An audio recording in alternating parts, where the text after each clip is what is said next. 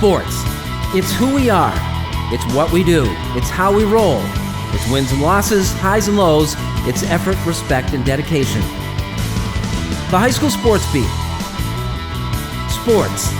It's who we are.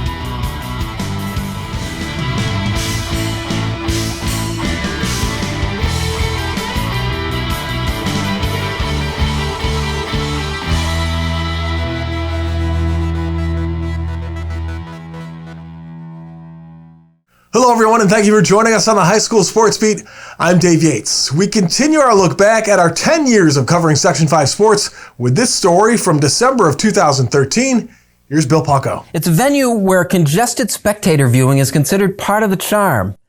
The bowlers are back. It's a game on a roll.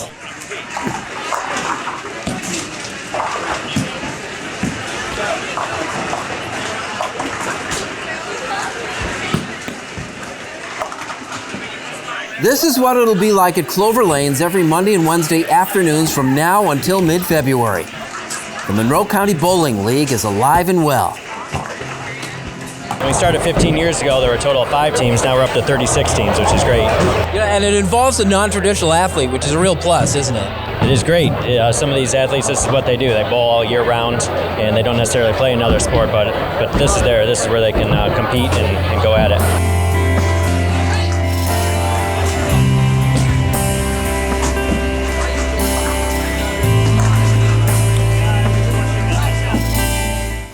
The league's best bowler from the league's top team is back. Greece Athena has been sectional champion 8 of the last 10 years and each of the last 2. Bryce Hook, a pretty apropos handle for a kegler, was the All-Greater Rochester Male Bowler of the Year for the Trojans. Do you enjoy the sensation, the whole idea of being elite at something? Yeah, I like it because not many people recognize bowling as like something to be proud of, and like all my friends make me feel like special, so I like that a lot. Some of my friends recognize me, like they always call me Boy, like last year and stuff like that. They always give me nicknames like that. So, Bryce, what do you do for an encore after the year you had last season? just try to repeat what I did last year and make it a little bit better, and some improvements to my game. Are you working on anything in particular? Just basically being more consistent in the pins and just getting my average up 5 more pins I did last year.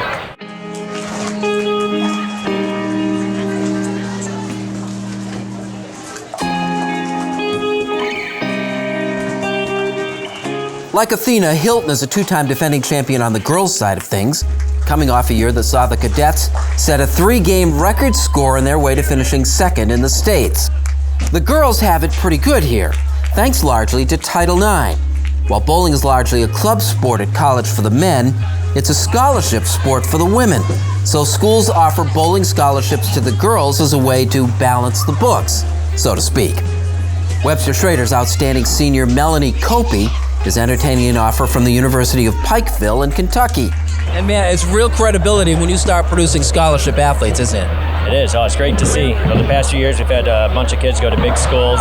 Vanderbilt, we've had a bunch of offers this year for some of the girls and boys out here, so it's great to see. There's over 3,000 schools now that offer bowling. And Emily Nodebart of Gates Chili is headed to Sam Houston State in Huntsville, Texas on a full-ride athletic scholarship. Well, look, did you ever imagine that bowling would be able to get you through college? Not when I was younger, but as I got through like more competitive stuff and everybody was telling me about it, that was to become my dream, to go to college on a scholarship. Did that make you work harder at it? Definitely, for sure. I entered more tournaments, higher like level of competition, got better, got a coach, improved everything. Where's your game at right now? I'm just trying to keep everything in line timing-wise. I don't care about scoring right now, per se. I'm just worried about getting through my high school year, doing the best I can, and moving on to college.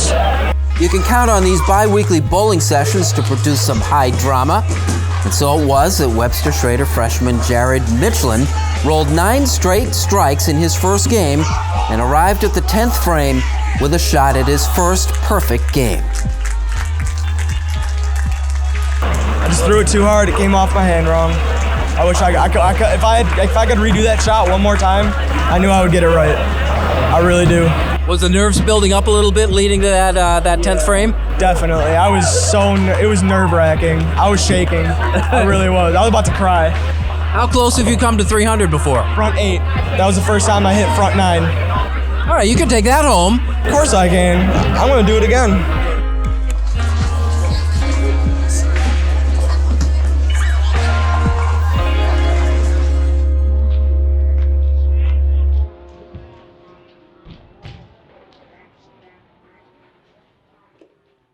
Jared rolled a 261, which still isn't too shabby. Coming up next, Matt Trabold joins us for the High School Notebook. We'll have that and more when High School Sports Beat continues.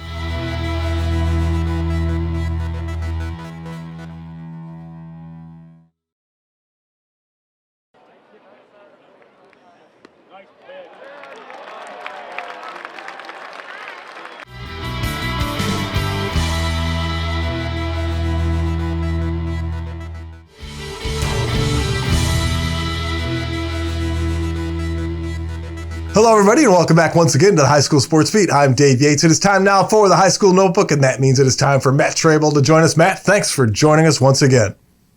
Thanks for having me on. All right, let's talk some high school football. No action around here this fall, but some Section 5 standouts still got to show their stuff recently.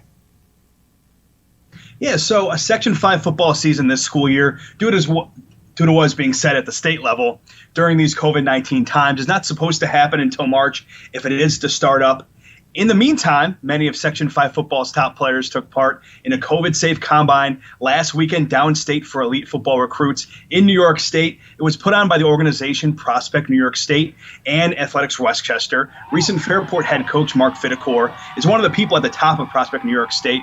One position group where Section 5 players particularly did well was running backs. In the top speed drill, Victor's Rushawn Baker, who is a big back at 5'11", 222 pounds. He placed first. Aquinas' Will Benjamin was third. Spencerport's Khalees Beeman was fourth.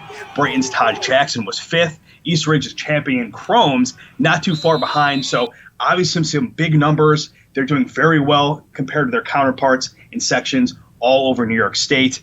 And speaking of Brighton, I mentioned Todd Jackson a second ago. Brendan Klaskins led the quarterbacks in top speed and the standing long jump. Other Section 5 guys that performed well were UPrep's Sincere Burrows, Aquinas' Manny Russell, Victor's Marcus Hampton and Isaiah Kauser, Batavian Notre Dame's Mark Sanders Jr., Livonia Stephon Gwynn and Alex Minahan, East Ridge's Noah Bowens, and Brighton Sam Taranjo, among others. If the Section 5 football season happens, this is just showing it's going to be a doozy. Well, obviously not the kind of stuff you want to show on the field, but still, it's something to get noticed. That's definitely. And some others getting noticed. How about some women's hockey going D1 and some Section 5 standouts making names for themselves there as well? So not all sports are happening as planned right now for obvious reasons, but Division I ice hockey is for the most part. Penn State women's hockey has not one but two Rochesterians that play a role. Second on the team in goals and points right now is freshman Fairport native Kiara Zanon. She's also one of the stars of the Team USA U18 national side. She scored versus Lindenwood in her second ever collegiate game and also netted one versus Syracuse. Junior and former Brighton Barons star Renee Gancarosa also gets her share of playing time for the Nittany Lions. Last season, she set a program record for points in a season by a defender with 18. That was 6 goals and 12 helpers. And then going to another team now, like former Greece Athena student Jill Cardella did not too long ago. Webster native and Boston University senior Christina Schuler is starring for the Mighty Terriers over there. She is third on the team in points in 2020 so far with her multiple assists, and she recorded 8 goals and 13 assists as a junior. She is younger sister of former Aquinas hockey player and RIT leading scorer Dan Schuler. And I'm hoping to also talk some BU men's hockey soon once their season begins. A little bit of a delay because of COVID stuff right now, because that team features 2 big-name Rochesterians itself. Great to see the guys on the ice and the girls on the ice doing so well coming out of the Rochester area. Now let's talk about hoops. Let's talk some college hoops and another standout that's from our area that's doing well. So the Section 5 area has had an impressive history of players reaching Division I men's basketball through the junior college route, including Brian Fobbs most recently coming into this season, Dante Carruthers, Courtney Goff from Athena, Gerald Brooks from East, Chauncey Leslie, Keith McGee, the list goes on. The most recent one is former Greece Athena Trojan Nigel Scantlebury. He is now starting at the point for Danielle Marshall at Central Connecticut State. He started his college career at Niagara County Community College. In his debut for CCSU, Scantlebury began his D1 career with a couple buckets and 5 assists versus a very good UConn team this season, and then followed that up with double-digit scoring performances back-to-back fashion versus Army and Hartford, the second one being an efficient 14-point outing. He's had a lot of assists to go along with that, some steals as well. Scantlebury was part of one of the most dominant regular season boys basketball teams I have ever seen here with that 2017-2018 Athena three-headed backcourt monster of him, Pat Meisenzahl, Christian Jones. You love to see Nigel doing super well, and for it to become this kind of success so early on through a very interesting route. I really respect that JUCO college route. Yeah, it really did. Obviously served him well, and it serves a lot of people well too. Hey, Matt, always a pleasure, sir. Great stuff. Thanks for having me on. All right, we'll see you again next week. Take care. We're back with more of the High School Sports Beat right after this.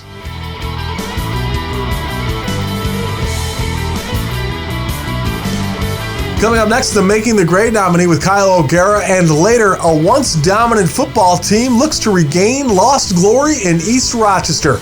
We'll have the Bombers' story when the High School Sports Beat returns.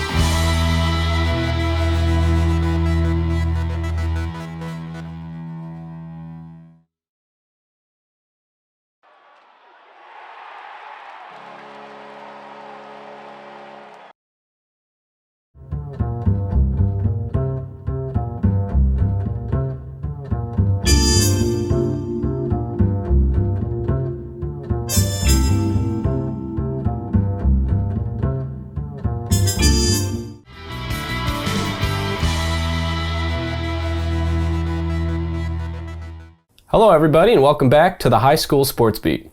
I'm Kyle O'Gara. Making the grade this week is Spencerport senior Pat Ublacker. Pat plays soccer, basketball, and golf for the Rangers. In his time on all 3 teams, Pat has made quite a name for himself in Section 5. Pat made first team All-County in all 3 sports and was an AGR Honorable Mention and Western Division IV Player of the Year in golf. In the classroom, Pat has a 4.36 GPA and is a member of the Student Athlete Leadership Team. Next fall, Pat plans to study sports management and business and hopes to continue playing golf at the collegiate level. This week, Pat Ublacker is making the grade.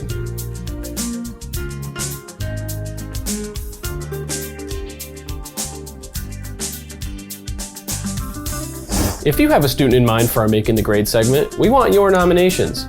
Send them into mtg@rocksportsnow.com. Now here's Dave with the Section 5 Spotlight. Thanks, Kyle. Here now are some of the athletes, teams, and coaches making news in our Section 5 Spotlight. North Star Christian alum Miles Brown tied his season high in points with 7 during Ohio's record-breaking 101-46 win over Cleveland State. Brown set a season high with 22 minutes on the court, and the Bobcats set an NCAA Division I record by scoring an unanswered 40 straight points. Pittsford's Megan Duell started her career at Notre Dame with a strong showing, finishing second in the 200 fly and third in the 100 fly as the number 12 Fighting Irish defeated Cincinnati in a dual meet. And finally, former Hilton cadet Yanni Diakamahalis competed in the 2020 RTC Cup, where the 6 best training camps for USA Wrestling battled. Yanni's team, Spartan Combat, finished third, while Yanni went 4-0 over the 2-day event. Well, coming up next, making Don Quinn and the people of East Rochester proud. We'll have that story when the High School Sports Beat continues.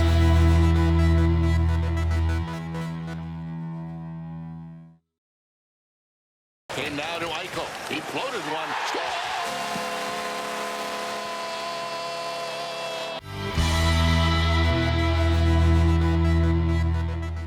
Welcome back, and thanks for joining us on the High School Sports Beat. I'm Dave Yates. We flash back now to October of 2013 and the return of ER football. Here's Bill Pucko and Dan Fates. Which brings us to East Rochester. Here's Dan Fates with a story on the football team that we call Home of Champions still. If you wanted to see dominant football back in the day, you went to East Rochester on Friday nights. Under legendary head coach Don Quinn, the Bombers were the cream of the crop. Nowadays, they play on Don Quinn Field and are returning titles to the town again. Well, it's been a lot of fun the last 2 years. We've had a lot of kids really committed to doing well and performing well. And last year's team was a little bit of a surprise. We didn't know how good we would be last year, and they really came together. And then this team sort of piggybacked on what last year's team did. We have a great coaching staff here, I think. Guys do a great job preparing them. And the kids buy into what we're trying to do offensively and defensively. And they executed very well, and that's the difference. Last year's ER Bombers went 8-2 on their way to a Class C sectional title and revived a community that loves its football. Honestly, I think it's probably one of the coolest things because I think it kind of brings people together in a way. So everyone gets really excited when we play. Everyone around the community, especially after last year when he sectionals, everyone's just, I always see the stands packed. Everyone's pumped, A community that gave the Bombers a police escort home after bringing hardware back to East Rochester.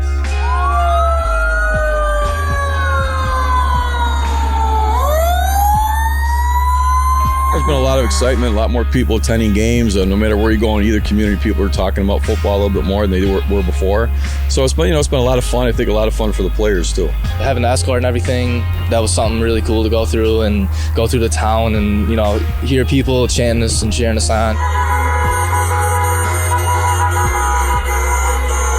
At the games, the home games, it's really explosive. There's a lot of people there. The crowds are going wild per se, and it's just fun. The ER Bombers may be having fun tied atop the Class C standings, but they're all business on game days. A big part is due to wide receiver Andrew Fisher, who has caught 22 touchdown passes as a junior. He's outstanding on the outside. He really causes a lot of problem because we run the ball very well. And what that does, it opens up a lot of one-on-one coverage for him, and he's very, very difficult to handle. He runs great routes, he's got good speed and quickness, and if you watch him in a game, he catches everything with his hands. He's got great hands. What do you do? You allow the receiver to get head up on you. If he's head up, he can go left. What's it like throwing to Andy? Andy runs really good routes. It makes it a lot easier on me. I don't have to be as pinpoint exactly. I can just throw it there, and I can trust him to get it. He makes you look good? Yeah, you can say that. One thing that hasn't slowed down the program is a shrinking district. The athletic team now share their fields with Gananda. It's worked out very well. Kids get along great. The parents have been very supportive in both communities. So, it's a marriage that is necessary. We wouldn't have a football program here if we didn't have it. It kind of builds you in your own way, and you create a new personality through meeting people like them because they live out in Gananda. I live out here in kind of a city area, and it's kind of cool how people come together and the relationships that I've gained with some kids over here. We're all brothers. We love each other to death. They're all just great friends that I hope I can keep throughout my life.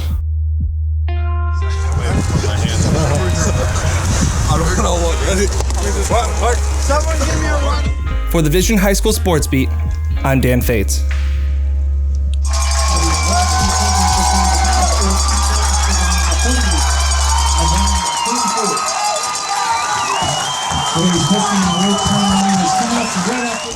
We'd like to thank the athletes, teams, and coaches in Section 5. And if you've got a story you'd like to share with us, let us know.